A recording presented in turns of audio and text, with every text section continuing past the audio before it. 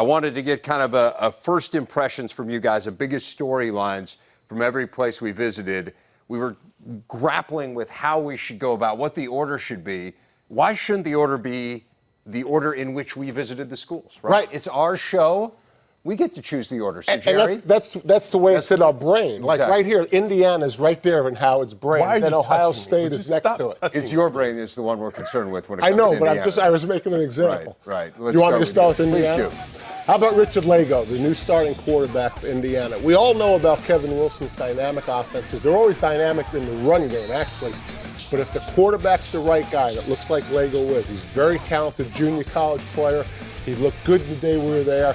The offense is going to be in his hands for sure. I think when you talk about this Ohio State team, we know that it's a talented team. Obviously, the guys that they sent off to the NFL, 14 of them, now they have to have these young players that are 4- and 5-star players that are going to have to be able to step up and make plays. They have the talent, but we will soon find out if they can execute.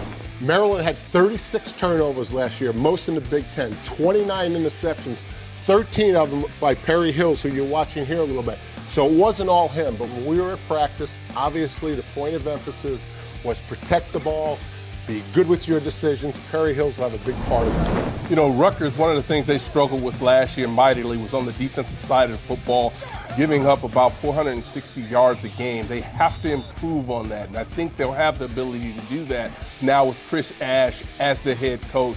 Really a talented team on the defensive side, but once again, they have to be able to execute.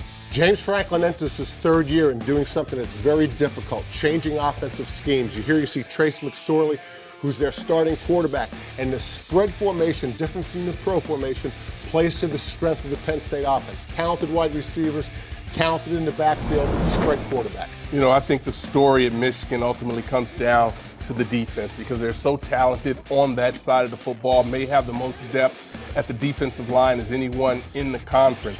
But they're going to have to play well. New defensive coordinator, Don Brown, is going to make things very interesting for offenses this year with that talent. Dave Warner, offensive coordinator, and also running back coach, mentioned to us when we were on campus, it might be nice to play one tailback. Now, they've got a bunch of them, and they're very talented. L.J. Scott and those ran the ball 14 times in that game-winning drive against Iowa in the championship game. It could be him, but regardless of who it is, a dominant tailback would make this Michigan State team really run.